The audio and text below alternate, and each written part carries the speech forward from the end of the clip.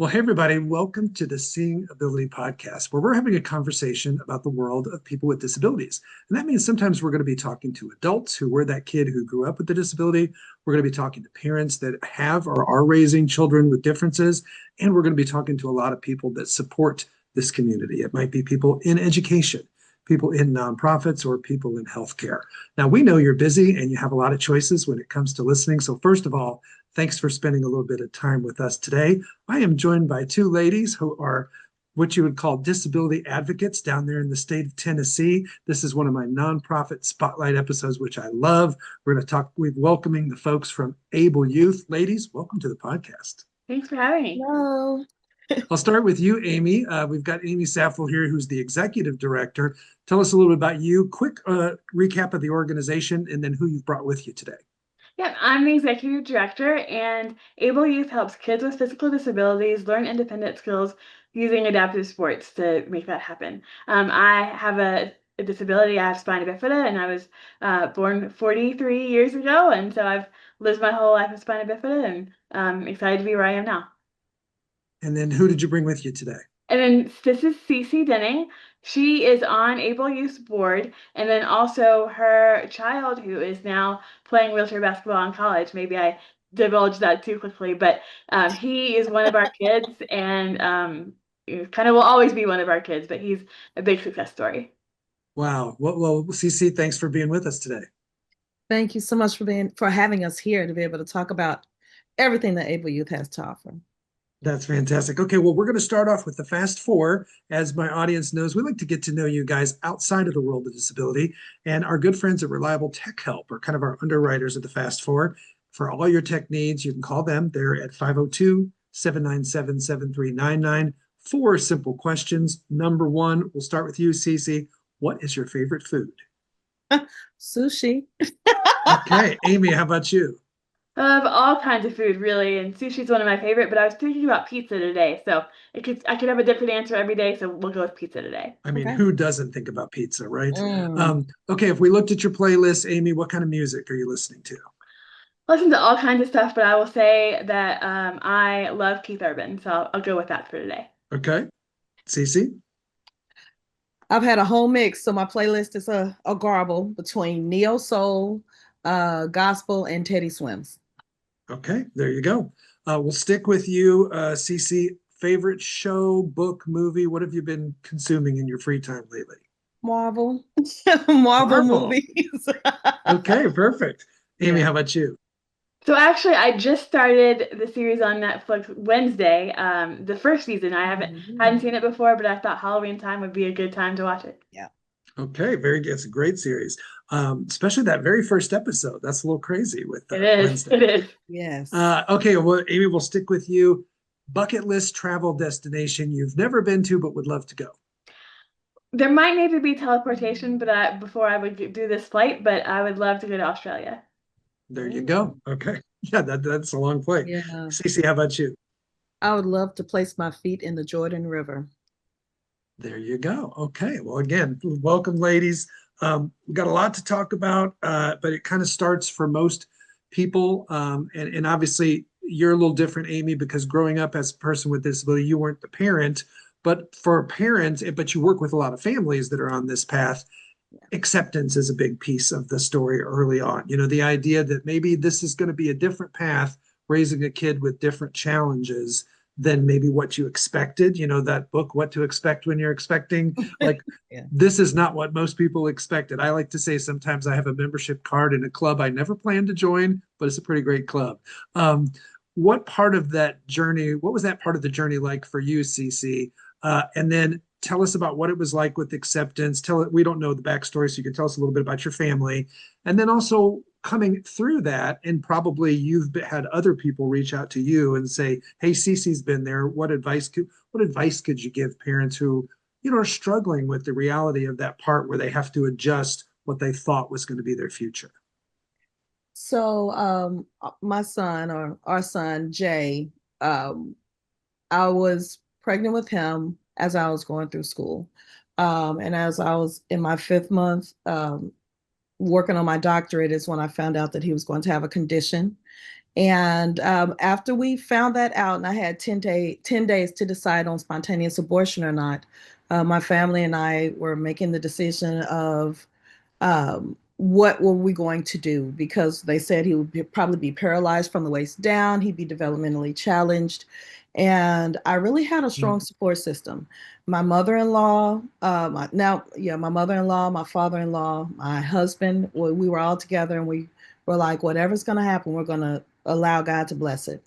And it really was very supportive that all of my family members, all of my siblings were willing to, and his side, our whole family together said, whatever we're going to do, we're going to come together as a unit to make sure that he does not feel like he is any different. We worked on trying to find whatever resources, which it was hard at first, but being able to find resources to help make sure that his quality of life was um, worth it, that he had the best quality of life. And so that acceptance was not hard mentally after we got over the hardship of I tried to figure out how to make sure he would walk. I got a house with steps in it and all of that. But there was a lot of support from Vanderbilt. The Vanderbilt department, they really made sure the rehabilitation center and everybody would come to the house and make sure that he was able to stand, move, shift his body. And having that and having Able Youth finally when he was 4 years old is when I actually got in contact and connected with Able Youth. That changed our whole life. So acceptance, first of all, with the family was good. But then when I found an actual organization that wanted to make sure that he was able to move and operate, um, it changed all of our lives. My family was like, we wanted to see other, and that was the first time we saw other kids that had those situations that were operational instead of just going to the hospital. So Yeah. acceptance was a whole journey from family knowing that we can make it, and we have had other people to come and watch and say, wow, this kid is able to do everything, that we just were like, well, that's how you have to talk. That's the mantra. And that's how you have to move. You don't treat them as like they're any less. And Able Youth helped us to accomplish that type of goal and mentality. Yeah, and that connecting with others, we're going to talk in a second about the village. But Amy, I'll throw it over to you because you work with a lot of families that, sometimes after birth, then they find out there's going to be a disability, so they kind of have that adjustment. And we were talking earlier about like kind of early memories of your childhood and being around other people who had differences. So talk a little bit about acceptance from your lens. Yeah, for me, I grew up a lot differently than a lot of my friends with disabilities. Is that I knew people with disabilities before I knew what friends even were. So I learned very often, and so I don't have any siblings, so I didn't have anybody to compare myself to at home that had a disability. So for me, I mean, I knew that I was different at some point, but like I already other knew people who had a disability as well. So I never really thought I was different because I was different than some people, but like I wasn't different from everybody. And so that was kind of how I grew up. But I do find that when you see somebody in a new family come to Able Youth, it really is kind of like a light bulb goes off or a deep breath comes because maybe they, have gotten through the first challenges of their journey, kind of like Cece was saying. But then what next? Like, I know that Yes. my kid can function well in my family and in my home, but like, what are they going to be able to do when they get around the other kids? Or are they going to still be accepted? Can they do things that other kids can do? What is that like? And so I really do find when those kids and those families come in that gym or wherever it is and they see other kids running around that have disabilities, they're like, oh, like it really is going to be I okay, can do it. Yeah, Yes, it's yeah. okay. Yeah, and again, we'll talk in a second about connecting to that village. So just to put a bow on acceptance, what do you say to the parent who's almost feeling guilty that they're having feelings of like, gosh, I was a college cheerleader and my kid may never end up being a cheerleader, or at least They'll eventually learn not that kind of cheerleader. They can still be a cheerleader, but in the moment, they're having these feelings of like almost loss, but then they're having guilt for even feeling that way. What's your message to parents who are going through that part of acceptance? Yeah, I think just to give it some time. You really are thrown into a really big curveball, and things don't get fixed or um just tied up in a nice bow like right away. And so I think Mm-hmm. you can deal with college when college comes. You can deal with first grade when first grade comes if that's what it is. I think educating yourself and trying to seek out like what other kids with disabilities are doing, I think is a great thing to do. But I think just kind of take each day as it comes and realize that much more is probably possible for your kid than you ever imagined. Yeah, and you probably go down the rabbit hole of worry way prematurely. You might not know that, your young daughter with spina bifida, heck, could end up being an executive director someday, right? Right. Yeah. Yeah. Yes. That's So, Yes. Cece, so what true. about you? That parent that's having emotions, but then on top of it, there's a lot of parent guilt, feeling bad that they're even Definitely. feeling that way. What would you say to them? First, I would definitely let them know that that is something that's natural, Mm-hmm. but you don't have to stay there. It is really important to be around those other individuals because you do have that, you do some, it's almost like a buyer's remorse. And it sounds horrible to say it, but I say it like that because initially you're like, man, I'm so thankful I have this moment, but this situation has occurred. What do I do now? Yeah. And being able to talk to other parents from their heart and to admit I too have had that moment, but that was so momentary, so such a moment because you being around other communities allows that transparency to be there. And when that transparency Mm. is there, then it shakes that guilt. You're able to get away and knock that off of your shoulders. And then you can become someone that empowers your family and empowers others. And so Yeah. it's important to be around another support group so you can get that off and feel like it's okay. Which is a thank you so much. It was a great segue to the village. And I guess there's probably two perspectives I want both of you to address. Obviously, sports is a natural part of life for kids, the getting around energy, things like that, Yeah. movement.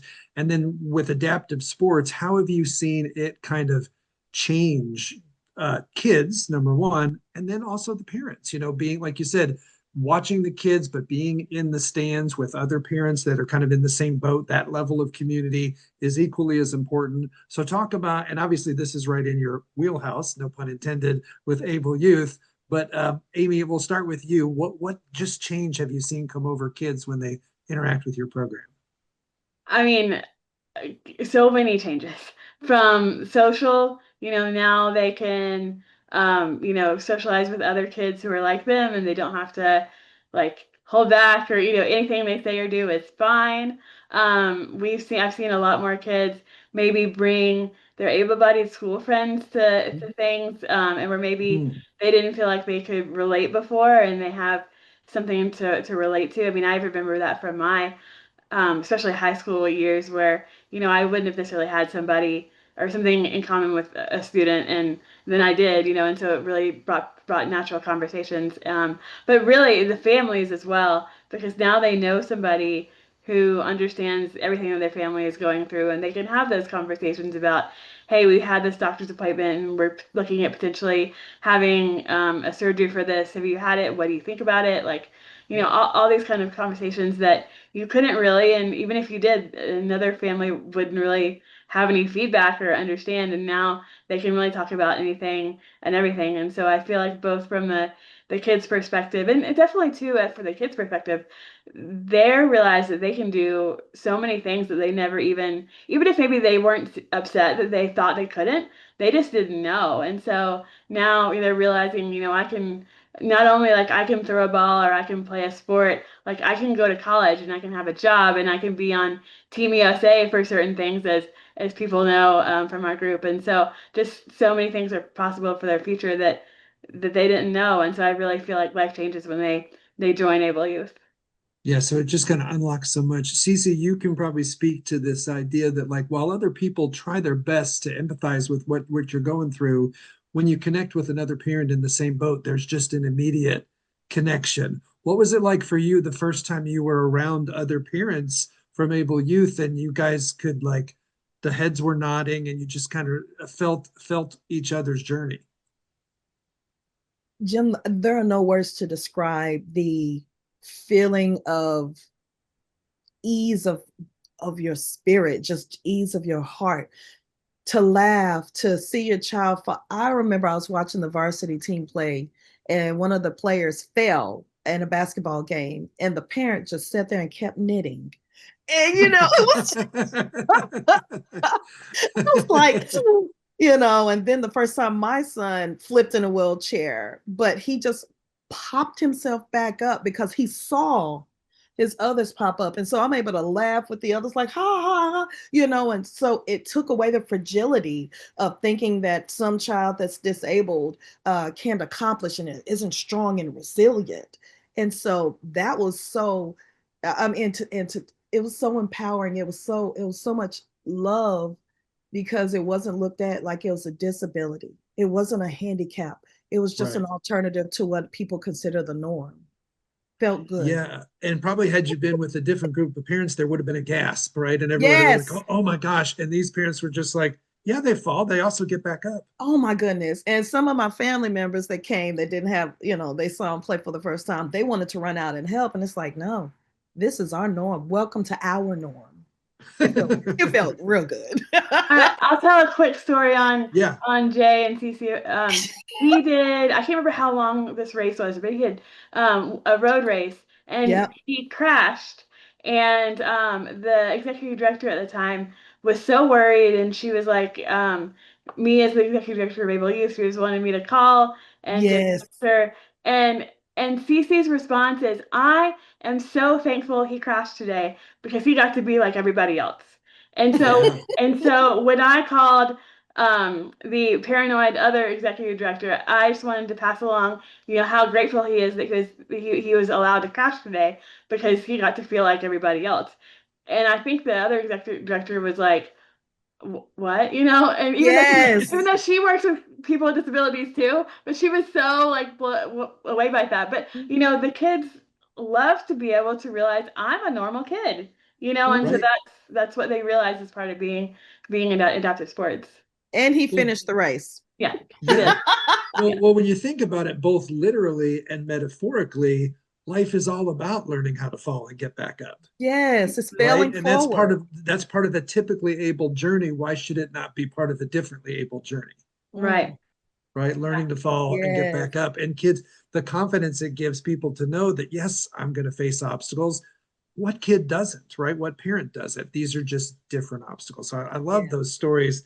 Cece, we'll start with you. And Amy, you see a lot with families, even though you said you grew up as an only child, but this journey can tend to have an impact on the family. A lot of people worry about that. Siblings and how they're going to react, especially if life tends to revolve around the doctor's visits and the Mhm. therapies and the stuff for the kid with the challenges. What about the other siblings or primary relationships, significant other, marriage, the extra stress? Not that marriages all end up, I think there's like a 1 out of 2 rate for success anyway, but you add on all this extra stress, right? Yeah. Talk to us about impact on the family and what you've seen play out in your family. I have, I know everything sounds like cupcakes and rainbows, but that's because that's where it's gone to now. The family journey for us, because Jay was our firstborn, was totally different because we were very absorbed into whatever it was that that he needed. Mm-hmm. 10 years later is when he had his two little sisters that were born, to which we were trying to figure out, how do you balance all this time and all the attention we gave to the one who had a disability or a handicap, and then we have two able-bodied young girls. And it the family dynamics were such that as long as we continued to treat everyone the same, it didn't matter. So when Jay would have a game, the girls would also be able to go, and we'd have activities for them to do while we were there. We began to figure out a balance between having them involved in sports, because now they are doing sports. They're in middle school. Jay taught his little sisters how to walk. And so I say that because when it comes to family acceptance, it was not a hard pill to swallow because of the fact that we continue to always have conversations of empowerment. And so those are the main things I continue to have that are recycled in my mind every time I would talk to even other families. It's like you've got to continue to speak life into the individual, speak life into the situation, and be around others that can wind up giving you that same energy, because that's also why the other family members will come and grow for acceptance. Even at the school, Jay would begin speaking. So we began to teach him to be an advocate for himself. So acceptance at school became a lot easier. And people would gravitate to want Jay to be with them to do other things and activities and speak in front of large groups. So that dynamic was definitely covered because of the fact of the mindset that there is no disability. I love that. Amy, what about you? The families you guys serve, this issue of parents who have the kid with the extra challenges, but then they've got other siblings and they're worried about that balancing act. What do you find? Yeah, I find another great part of Able Youth is that when they come to our events and the games, that the siblings get to hang out too. So the Yeah. siblings Mm, don't normally have friends who have disabilities probably, but mm, at Able Youth they do. Good And point. so I think that is great for the siblings too. And again, talking about the siblings also being advocates when they are coming to any of our events or even our tournaments where other kids are coming from out of town for their teams, they're seeing my sibling's not the only one with a disability, and Right. people in my town are not the only ones with disability. There's people everywhere, and there's right. my peers everywhere that have disabilities, and so I think that that is also a great aspect for able youth to have really the full family engaged, both the parents and the siblings, and like you talked about too with extended family, that they might not even see the child very often, and so they don't really know a lot. But then I think that really opens their eyes when they see come to Able Youth and they realize, oh, my nephew or niece or whatever, my grandchild is not the only one with a disability, and they're not the only ones thriving either. That all these kids here in this gym are all thriving in their own Right. ways, and so I think that is a great opportunity for them to all see what the child are doing and what their child's, friends are doing. It's really powerful. I think it'd be easy to think that the programming really affects the people out on the playing field in the court, right? But in the stands, I hear you saying you've got the parents, and that's a community. Really unique thing of like most siblings of a kid with a disability don't know other siblings of kids with a disability. So that's a community that's bonding during these events. And then you've got the aunts, uncles, grandparents, and all of them who, again, All of them. in their regular day-to-day life, they're not around other families traveling the same path. So Yeah. your impact is not just on the court or the playing field, right? It spills out into the whole Yes. community. That's Yeah. pretty powerful. I love that. I want to talk a little bit about setting the bar, but first, we're going to take a really quick break. When you have a kid who is different, all your ducks need to be in a row, especially your money. Cam Howell with Primerica knows the joys and challenges as he and his wife raise their medically fragile son, Brooks. Cam brings over 14 years of experience to help his clients be protected, have a plan for the future, reduce debt, and connect to resources. Get your financial house in order so that you can enjoy every moment with your child. Reach out today at 502 803 5075. And now, back to the show. Okay, ladies, we're back and wanted to ask you, when you're talking about parenting, it's always a struggle for parents to know where to set the bar, right? You've got that spectrum of the helicopter parent that's always wanting to wrap their kid in bubble wrap. And then you've got the other end where they're like, throw them in the deep end, they'll figure it out. And how do you set the bar for kids of what's possible? Talk to us about, maybe starting with you, Cece, as a parent. How did you set the bar for Jay, and what you thought was possible for him? And then maybe Amy, how you see the work you do even shift that bar for families, and what that's been like. Oh, ooh. When setting the bar, uh, wow. I'm trying to think through everything. When we set the bar with Jay, it was always, I am what I speak into existence. Mm, And we always would just talk to him about what is it that he would like to do. And we would always continue to try to push him towards whatever that goal was. We'd say, hey, the way it looks may be different, but we believe that you can accomplish anything.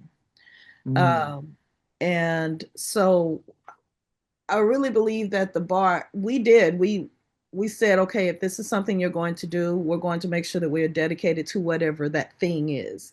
Hey, I want to make sure that I don't, that I'm not low in class. And we're like, well, that makes sure that you don't have any academic obstacles later on. So we will make sure to put in our time here.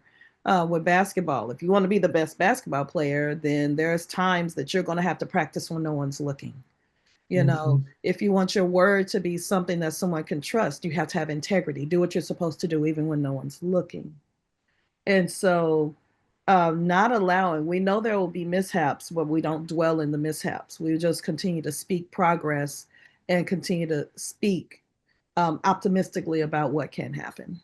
And that's how we Yeah. operated. I love that. And I also hear in that a perspective where you weren't so much worried about where we'd be in 10 years. You're worried about what's going on today and being really present and how can we make tomorrow a better day than today. Yeah, and so that was something that I believe Amy had talked about even earlier. Like, you want to have that far goal, and no, we would talk about it, but the day-to-day realities of it is going to be okay is was very important. We were working with foresight, but we also, in order to get to that end goal, what are the progressive steps that we had to do? We had to live in the now, in the moment. How are you feeling? What are you thinking? And how do we navigate through those emotional moments that you're having? Yeah, I love that. And Amy, I would imagine with your program, you sort of see that light bulb come on where parents often see kids do things that they probably thought was impossible. Absolutely, yeah, they see that all the time, and so I think it brings the parents' validation of, that my kids are going to be okay. Sometimes, the kid will just take off into the program and they'll come back, to their parents and they'll say, oh, I did this today. And their parents will be like, what? And so I think that, a lot of times, so I talked about this with some of my kids too, is like, let's just let you try it first and then you can tell your parents. And so Thanks.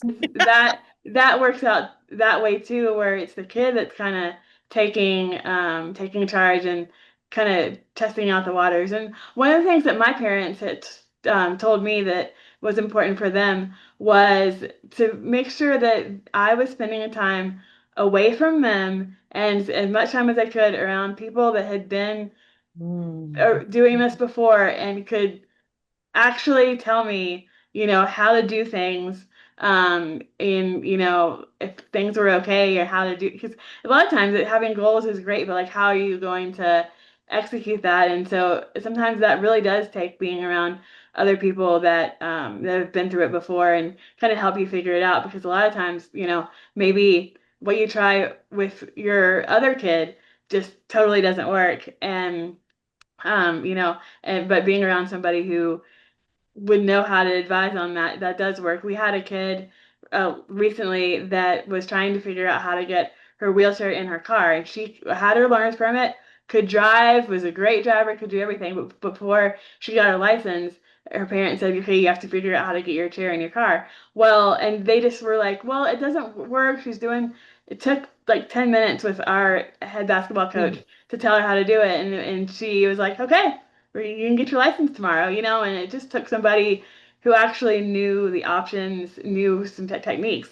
And so a lot of times that's really what it takes to, for them to have success, is to be around someone who knows maybe how to work with them or just knows firsthand how to help them. We keep talking about Able Youth. Tell us, first of all, what's your website if people want to learn more about you guys? It's ableyouth.org, and then we're on Instagram and we're on Facebook and then YouTube as well. And then tell us again, we haven't had a chance, you've talked about the different sports and stuff. What kind of programming do you guys offer? So we have monthly Super Sports Saturdays, and that is for kids of all ages and all ability levels to come together. We usually do, a lot of times we do three sports per session, and kids get to build on those sports, get to try new sports. We always fuse independence into what we do. So a lot of times if we're doing different things, somebody's probably not going to pick up a ball for you. You're going to they're going to help you figure out how to do that, yourself. There may be some support depending on what you need, but you're going to learn how to do those things yourself. And then we have a wheelchair basketball team, actually two teams this year. We have 18 kids playing among our two age divisions, and they play tournaments all over the Southeast. And they go from usually September starts practices, and it goes until March or April. And then Able Youth was founded on wheelchair tennis as our first sport. And so we do wheelchair tennis a lot. Sometimes it's, well, most of the time it's part of Super Sport Saturday, but now we're starting individual or group lessons for kids during the week.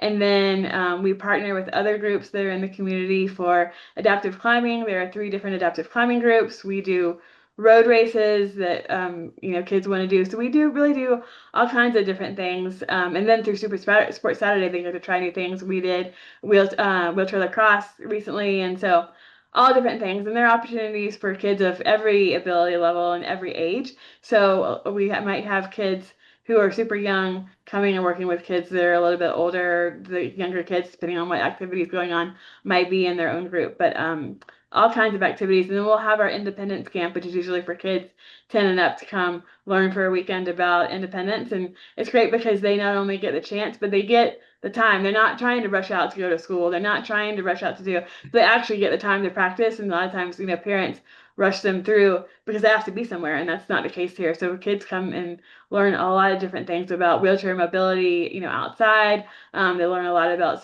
self-care skills and how long that actually takes, so they can start doing them at home, and they just know how long it takes, and that's okay. Any of that is okay. It's just giving them the chance to learn and practice. So we do a lot of different things. I love that. Yeah, that's a pretty good list. And I feel like, man, you hardly took a breath and gave that whole list. That was pretty impressive. Now, Cece, you mentioned you're a parent and a board member. What do you love about this organization that makes you get so involved with it? That they helped my son become independent, become strong. There was a community both for the child and the parent. And so the love that I felt is something that you want to reciprocate, and you want to find others because they need to feel that same sense of belonging. Yeah, I love that. Like all nonprofits, how are you guys funded? And if somebody wants to be a donor, number one, where do they do it? And what does that money go to support?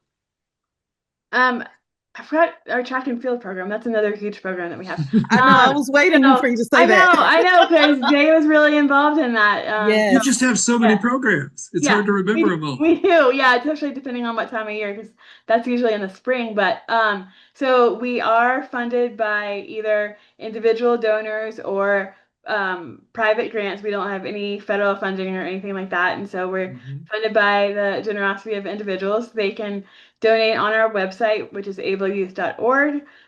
They can donate online or send us a check, or help us apply for grants maybe that you know about that we wouldn't. Anything like that is great, and it really goes to our kids' programming. I think people don't necessarily know that for kids to have a basketball wheelchair, or a wheelchair that would be for any sport that would be like a court, so tennis as well, that costs like $4,000 maybe minimum for each of those. And so you do the multiplication, and the kids that if we have 18 kids on our wheelchair basketball team, that's a lot of money, and that's for them just to be able to get on the court, but for them just to be able to try playing at a competitive level. And so other kids have to just show up with clothes and shoes, but our kids have a lot bigger challenge in terms of financial. There's other equipment that we use. There's to be able to go to the trips that the kids go to. They're playing their first tournament in Cincinnati this weekend, and so they've all got to do gas, and they've got to do hotels and all kinds of things. So just for our kids to have the opportunities, it's a lot more costly than it is for other people. And kids love traveling. That's another part that actually helps them in their independence. So that's great. Sure. But that also means they have lots of opportunities than like kids that can just go to the rec center down the street. I love that. So final wrap-up question. It's a big oversimplification, but let's just say you guys were brought in as speakers at a local children's hospital and they had parents of kids with a variety of diagnoses, but there is some kind of different path, some kind of disability, maybe all six or under. And they brought you in as a speaker and they wanted you to say three keys to success that you would tell these parents raising their kids with differences. Cece, we'll start with you. What would be those three keys to success? Mm. One of the keys is this was not a mistake. Mm. This was not a mistake. This was intentional. Secondly, spread your love. You have no idea how far your child is going to go. And thirdly, make sure you're around others so you can grab that support energy, because you have to be fed into also. Yeah, fantastic. Thank you so much for that. Amy, how about you? Yeah, those were good ones. I will try to think of three under other ones. I think don't be afraid to let your kid try Mm. whatever they want to do. I think just presume confidence, presume that your kids are going to be successful in whatever they try, and so don't underestimate them. And then I think the third one is just, I think realize that they're a kid just like everybody else, that, that they need to have time to just be a kid. And a lot of times, it's about medical and about all that, but just celebrate them being a kid, and try to think about and pour into those kid fun, happy times. I love that. I think if you put the six of those together, that's some pretty good advice. Ladies, thank Yay! you so much for being here. I know you guys listening enjoyed this. Please don't keep this a best kept secret. We want you to like this episode on the Facebook page, follow the podcast on the Facebook page, rate and review the podcast, and share it with your friends. We want this podcast to function like part of the village for families raising kids with disabilities. A lot of times I see Cece doing it now. People are nodding their head. They're like kind of amening to what we're saying. And so again, you can feel alone out there as a parent that's traveling this path. So my hope is this podcast becomes part of their village, but it's only going to happen by you guys sharing it with other people. Everyone listening today, if you can share it with one other parent traveling this path, that doubles our impact. Imagine someone with a young daughter with spina bifida, and then they see what Amy's doing, and they're like, wow, that gives me so much hope for what the future could hold. So again, we know you have a lot of choices. Thanks for listening in. We'll see everybody next time.